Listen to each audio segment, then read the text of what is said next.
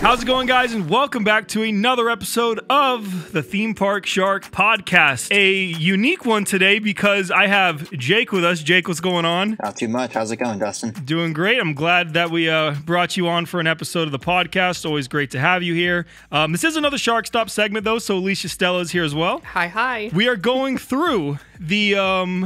there's a lot of different names we've given it. There's HHN Lite. There's Diet HHN. I think Jake coined Halloween Horror Days. Is that right, Jake? Yeah, I couldn't think of anything better to call it. So we have a lot of unique names for this event.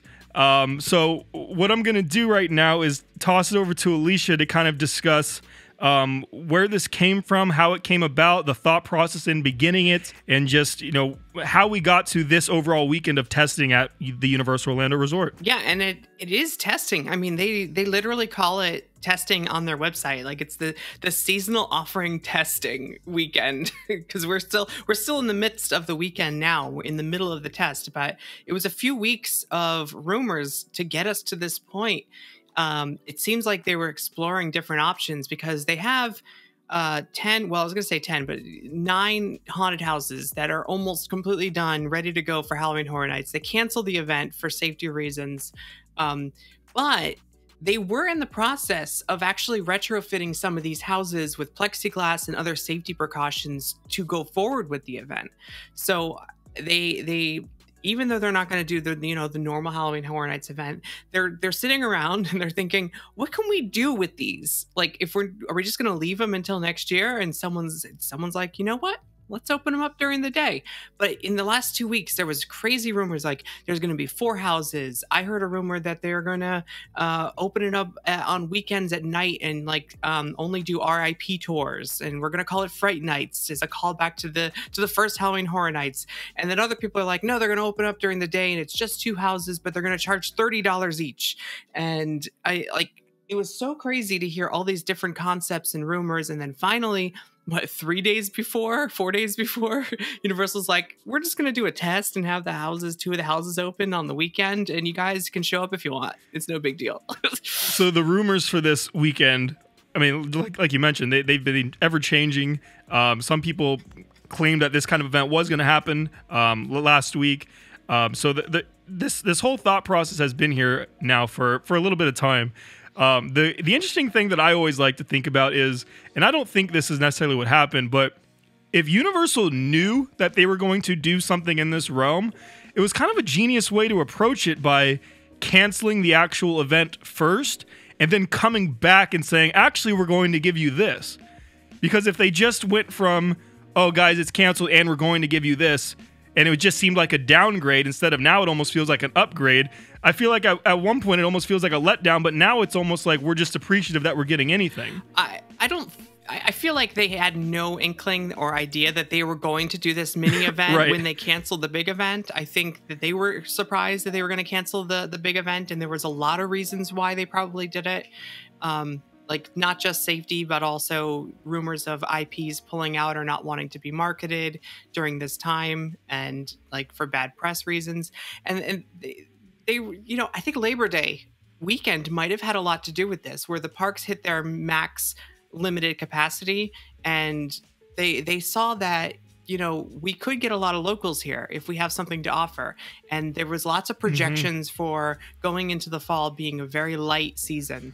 And they're doing the buy one day, get the rest of the year Florida resident ticket. And that's been doing really well. It's been pulling in people, but they're worried that there was going to be such a dip. And they're like, if you look at it this way, you could either build and open an entirely new ride to get locals to come to the parks, or maybe open up 2 of those houses that are just sitting there as a way to get people into the door, buy some cheeseburgers, buy some beer, and make some extra money. And if this weekend is any indication, the theory is true. It'll get locals into the door. I mean, it was a pretty genius thought process. As we've seen houses, they put up the flat signs, and we're seeing that they're hitting capacity.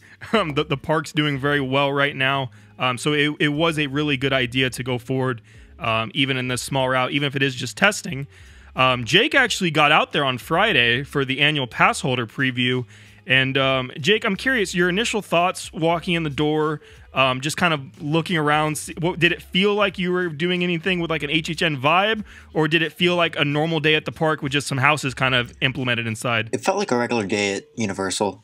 They didn't change the area at all or the theme music. They didn't have a big sign up. There was quite a big crowd in the Production Central New York areas because that's where the Halloween stuff was. But there's no overall like vibe to the park that would have been different than any other day. So, Alicia, I'm sure you've seen photos and things from the event. Has there anything that you've taken as far as whether it's just through reviews or your own personal thoughts on the matter from the event so far? I think what's interesting is that not only did they debut these two houses for at least this weekend so far, but they also had things that were already coming down, like they were already going to do anyway, like the Scarecrow scavenger hunt, which is similar to what they did over Christmas, where they put the Christmas trees in all of the gift shops. If you find all the scarecrows, which they're calling them scarecrows, but they're skeletons, right, Jake? Yeah, they're like big, random, scary things. They're pretty scary. Yeah, they're not like scarecrows at all. There's a pirate with half a face in the SpongeBob SquarePants store, and it's like, this is Kids Zone, and we have a skeleton pirate that is got half skin on his face, and it's like, oh, you gotta love Universal, like, you know. This is not Disney World. This is not Mickey's Not So Scary. Even just during normal park hours too. That's what's so great. So Halloween horror days. But it's great because if you go to all the gift shops and see them all, you actually get like a little free candy pack with like candy corn and sour gummy worms and stuff. So like I'm looking forward to doing that just in general. Like, and that's one thing that they were going to do. They brought out the food trucks with the twisted taters. They got a new twisted tater wrapped around a hot dog. They have a skeleton bar. Jake, did you see the skeleton bar over at La Bamba? Yeah, it's pretty cool. There's a themed little walkthrough that you go through, and at the end there's a bar. It's like almost like a little haunted house, but without actors. Because this is where they do the RIP tour, like pre-gaming, where they give you free hors d'oeuvres and stuff, normally during Halloween Horror Nights. Yeah, this is used as a VIP tour base at the parks, but now it's totally just different setup. You walk in, you take a left, there's like a little haunted house built in the restaurant. It's really unique. It's really cool that they have that little mini, like almost haunted house walkthrough without scare actors, because you can bring kids of a younger age through that, and like that could be their little haunted house experience without having to worry about someone jumping out at you. And at the end, you could buy a frozen candy corn beverage and some shrimp cocktail. Yeah. I know you mentioned the twisted tater too with the hot dog in the middle. Jake tried that. And I think as far as treats you've tried, was that one of your favorite things you've had so far, Jake? Yeah, that one was pretty cool. I mean, there's not really too much to it. It's a hot dog wrapped in like a big chip thing. Looks cool and it tastes good. Right. Yeah, I tried another snack too. I don't know if you saw my review of that one, Dustin. Which one was that? And tell them your thoughts. It's called the electrified skins. Basically, I just threw it in the trash. What was wrong with the electrified skins? Oh, I know it was like what was it? It was like pork rinds or something, or yeah, pork rinds. But they were so gross. They tasted like nasty rice cakes. Got it. So in the video, I'm like, I don't know what these are. Maybe they're like old, like stale rice cakes or something, because these things are nasty. You didn't even know what you ordered. That's amazing. And then they covered them with chili and nacho cheese. It was just so gross. Okay. I kind of like pork rinds, and you know what? Meat flavored rice cakes is what pork rinds are. So. I think you just went into it with a different expectation, is what it sounds like. You know, I was really expecting potato skins. Being totally honest, for that electrified, name, yeah, skins. Got it. Okay, that makes sense. Were you able to try any other drinks or anything else, or were those your two main food tries of the day? Those are my two main ones. Next time I'll spend the day just eating food. that'd be pretty sweet. So there are two houses.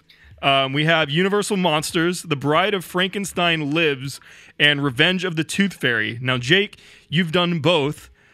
Which one excites you the most to talk about first? I have to say the Tooth Fairy house. Okay, so what's your immediate take on the Tooth Fairy house? You're walking in and kind of help them see, because we're really not seeing a ton of photos or videos from these houses right now. So you walk in and you're in this big hallway, and it has I don't know if Horror Nights has a past history doing like fairy tale things under the name Scary Tales, or I could be crazy, but I'm pretty sure they have.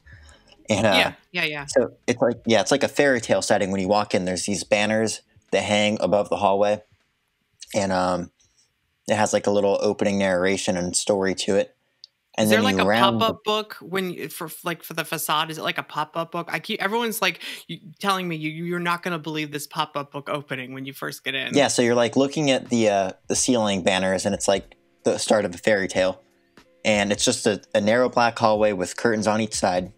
Then you take a right-hand turn, like at the end, at the corner, you turn around, and you see this giant facade, and it's a pop-out book. Yeah, it's like a black and white 3D book. It's not a flat facade. It's big. It like stretches back maybe 10 feet and has all these like little moving parts. Like there's a little horse that a child would ride on, and it's going back and forth across the facade, and it has all these different moving pieces, and it's all in black and white, and it's like you're walking into the book. That's really cool. Yeah, that part's impressive. And then I couldn't really tell what was going on story wise, but the set design is insane. You're walking through like a mansion or a big old house or something, and these little goblin looking characters with funky pointed mouths keep jumping out at you. And they have blood everywhere and stuff. Okay. I mean, yeah, it's cool. It's hard. Like, you don't really get the full experience because every actor is behind a piece of glass. Did they use the glass to their advantage? Did anyone like just smack themselves right against the glass? Can they hit the glass to make it like scarier? Yeah, no one was banging on the glass or anything, which would be cool. Okay. The glass only covers their face part, so like it almost looks like there's two strings in the air in front of every boo hole, but that's just the corners of the glass. Gotcha. They don't cover the entire holes. It's kind of funky. They like jump out, and then you see this person behind like a glass window with a light shining on their face and some noises. I couldn't help but laugh at first. It's kind of comical. Well, they are tooth fairies.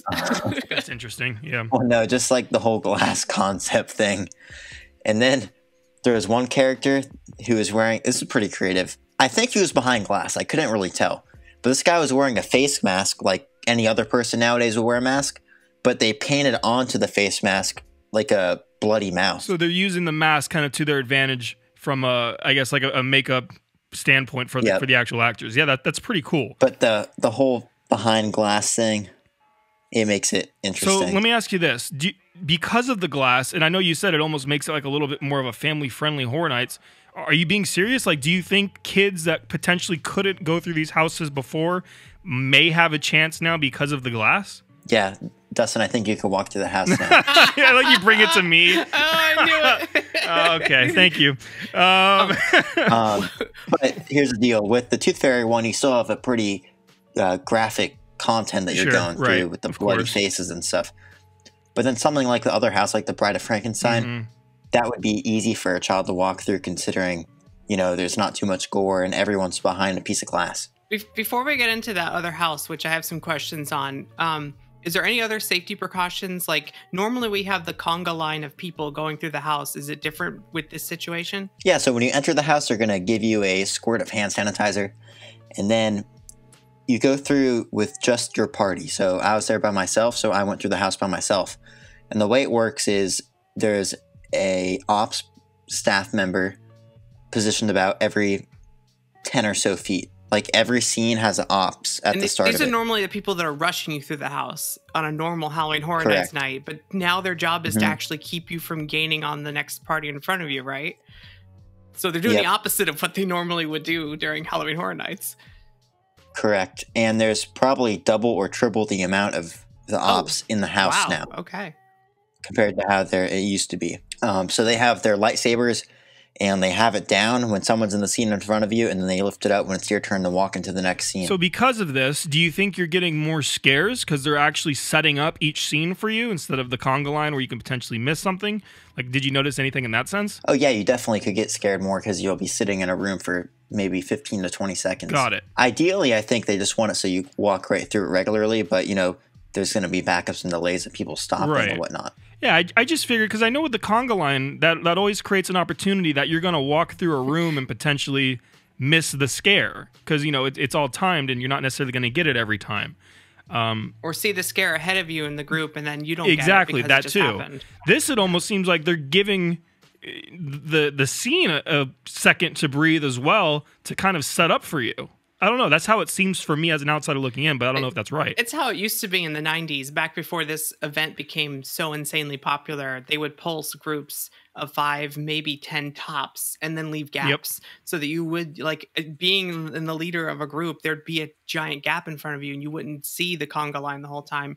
But like by 99, 2000, that kind of disappeared. And I kind of miss those days. So that's nice. Next house, Jake, or was there anything left on Tooth Fairy you want to discuss, or are you ready to kind of go to Frankenstein? We could jump to the next one. Okay, Universal Monsters, The Bride of Frankenstein Lives. How did that do in your mind, and were there any other changes as far as operational guidelines or things that you noticed in that house that were different from Tooth Fairy? So for this house, you actually get a glow stick, and the first person in each party holds a glow stick so they know who, like, which party is which. And now I actually got to go through this house 2 times because the first time I went through it, I caught them on like the worst possible time. They're doing a cast change, and I swear I only saw 2 actors, so they let me walk through it again. When you walk in, this one they did a little something different with the entrance. You know, the typical houses, you walk in and you're usually greeted with like the main facade, the entrance and whatnot. Here you walk in and you just immediately enter into a hallway made out of bricks. And on the right side of the hallway, the bricks there's holes in it so you can see through it. And when you look through the holes, you see Frankenstein's castle like being destroyed. And then you turn a corner and you see the castle itself with Frankenstein dead with I wouldn't say if he's dead or not, obviously, because you go into the house. He's in there again. But he's like laying there with a big, giant piece of wood on him. And then you see like the castle on fire and stuff. It's not the most impressive facade, but you like get the point of what's going on. And it's pretty cool. This house has a narration throughout the whole thing. Is that common? Because I mean, obviously, I'm not an HHN buff. Is that no? How often does that happen? Well, the Tooth Fairy one doesn't have a narration, but it has, like, from what I remember, like, almost like miniature paragraphs on the wall as you walk through it. Say storybook pages is common with the Scary Tales. Yeah. Yep. So it has like the book pages on the wall. This one has a narrator the whole time. So if you pay attention to the narrator, you'd understand what's going on. Dracula's brides are in there, right? That's which is a character or 3 characters I don't remember from the old Dracula story. And this, like, being Bride of Frankenstein, like, you wouldn't expect there to be more brides. Yeah, so they're in there. And then you also have some other classic monsters, too. Like, there's a section of where, from what I remember the narrator saying, they, like, captured the other monsters or something. I'm not exactly sure. But you go into this room and you see, like, the creature from the Black Lagoon inside like a cage, like he's trapped, and there's some other characters trapped behind bars. It's pretty neat. I like the Tooth Fairy one better, but this one's cool. One issue is, though, for both these houses is the line outside in the blazing hot heat in a concrete parking lot or in the music plaza. It's not that good of a situation to be put in. It's normally dark out. Like when we do Halloween Horror Nights, that's usually at night, so there's no need for a covered space. But now, if you're doing it during the day, that's definitely a different situation. Yep. I did the Stranger Things Day last year, which was it was a 1-day only thing. They opened the Stranger Things, it was 2 years ago. They opened the Stranger Things haunted house during the day, and an hour and a half waiting in the sun. It wasn't very pleasant. But for this, they are technically doing a virtual line, and then you have to wait in the physical queue when your time is called, which I think has been a little bit better because you did it on the preview day, but I think on Saturday and Sunday, things got a little bit more ironed out, especially toward the end of the day, so you wouldn't have to wait as long in the sun. I know one operational change you already mentioned to me was that the glow stick that he mentioned is something that they've already parted with. Is that right? Well, I saw some reports that they stopped doing the glow stick, so I wonder if that was just to get into the groove of things on Friday, and it was maybe just for testing purposes. And now that they kind of know how to get into it, they're not using it. Or it might have been that they were just temporarily not. Maybe they had to wash them all. I don't know. I just heard I heard one report that the person's like, I went through it again and there's no glow sticks today. So 2 houses during the day, all comes included with your normal ticket admission. You get, the experience of the food trucks, the new pop-up bar. You have the scavenger hunt, the Scarecrow scavenger hunt. There's trick-or-treating for kids at Islands of Adventure, too, but you have to be 12 or younger. Trick-or-treating at Islands of Adventure. So a decent amount of things already included with your daytime ticket, so you can't really complain there.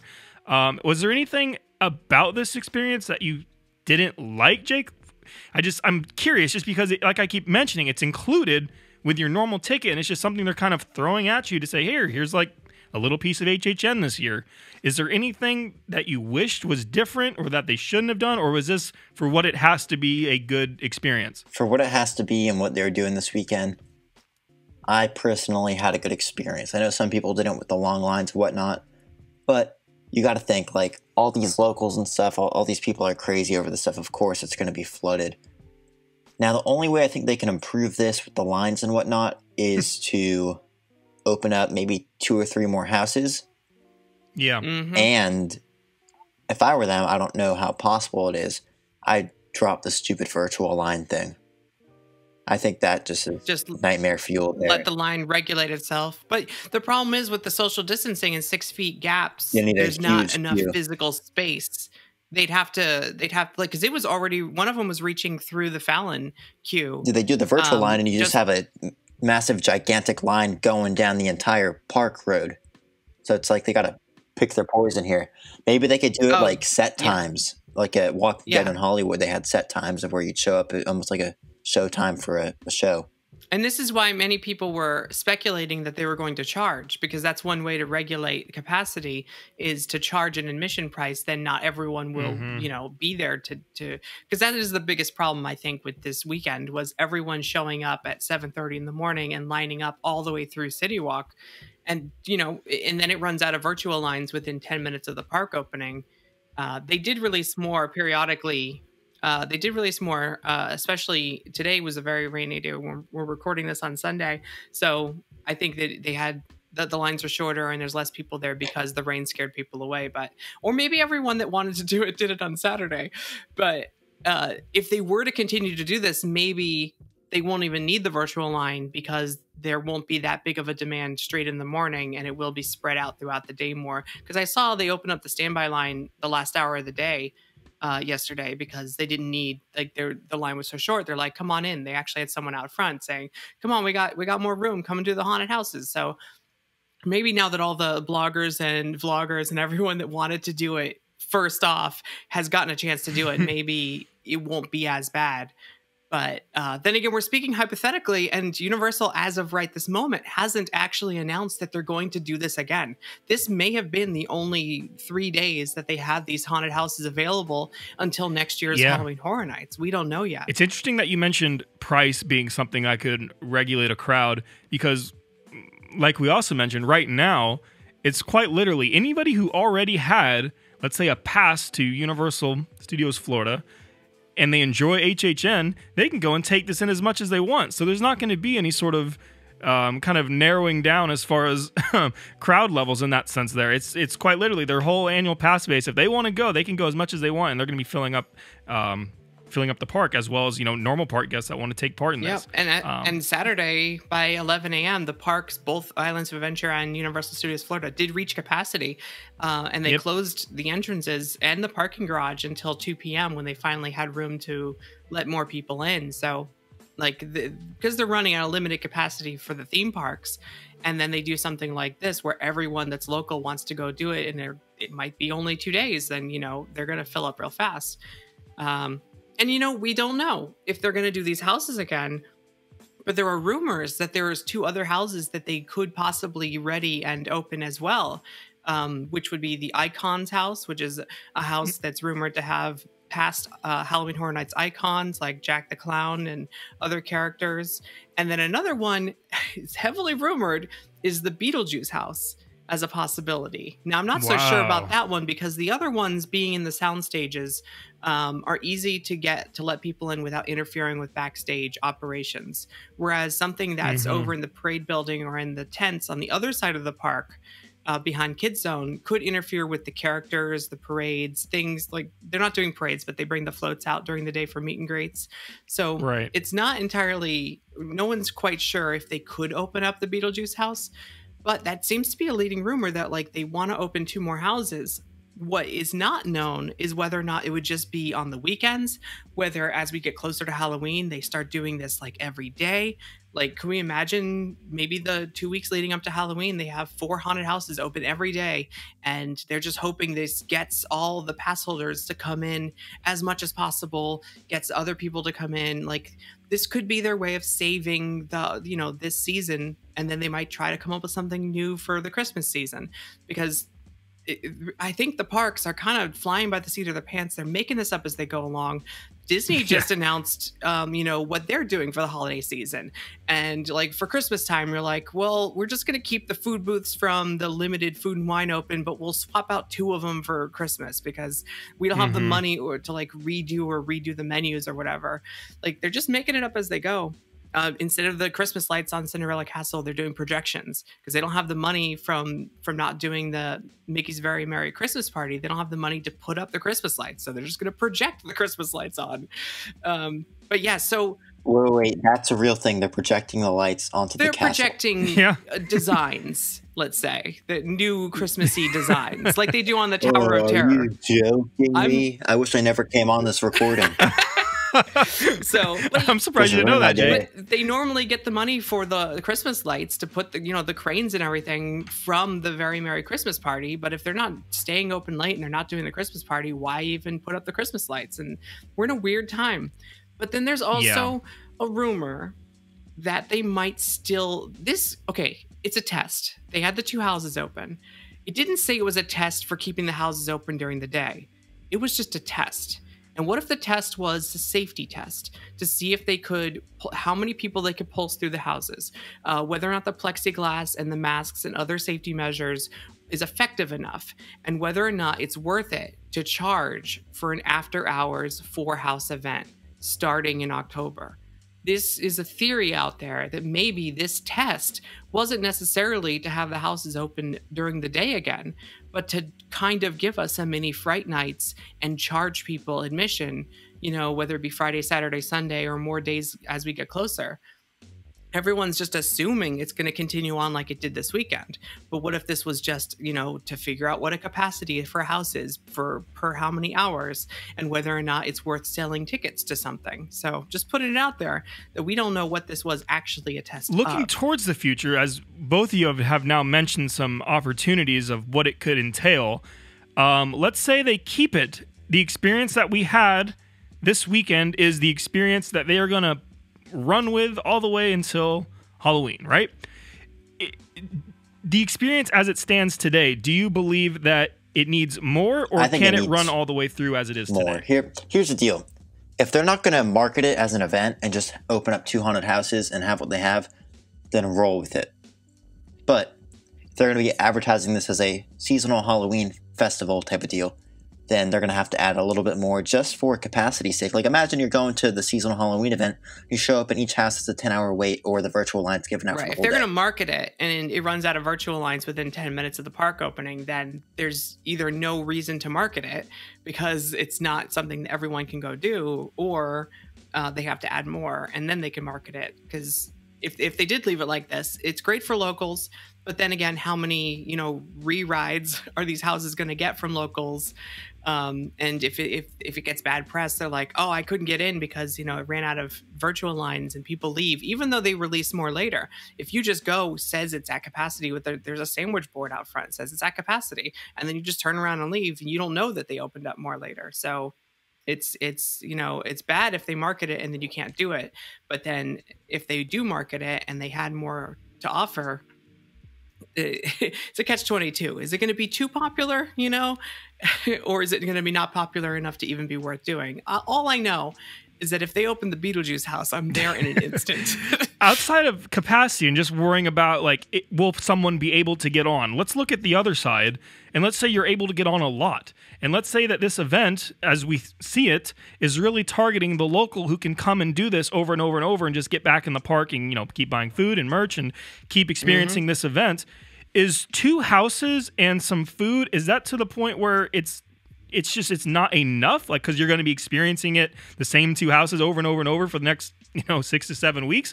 In that sense, do you think it needs 1 or 2 more? Yeah, in that sense, it also does need 1 or 2 more. It doesn't feel like a full rounded out event yet. What could get it there? What, in your mind, based on the hand they're being dealt, what would get it there? I would open up at least one, maybe two more houses. I would change the area music near the houses to be spooky music. Okay. Same in the entrance plaza, spooky music. And then I put up a sign under the arch that kind of gives you the event feel. Is there characters? Do you have characters in the streets? Do we need No. to add some spooky stilt walkers? I mean, maybe, but I don't really think that'd do too much. It's not like you'd have a scare zone, but it could be cool. But it's not there today. Oh, there's nothing there. Yeah, correct.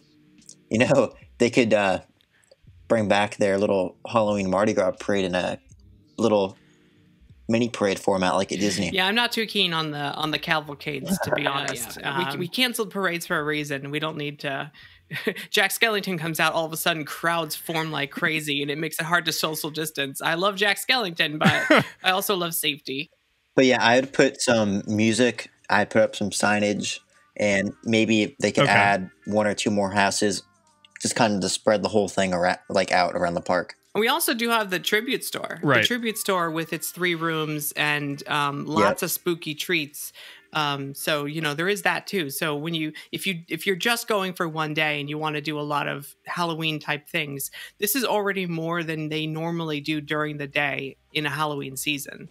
So it is like if you're just going for one day and you want to go do the rides, but in between do something spooky, it's not just I can go get the candy corn slushie. Now there's a lot of other stuff to do, including a full dessert case in the tribute store. So it is pretty cool for a one-time visitor. Now I know you haven't experienced it yet, Alicia, but I mean you do go through houses. I don't, so I can't guess or try to figure out how it would be if you had to imagine an event like the one that we're talking about, where there's 2 houses.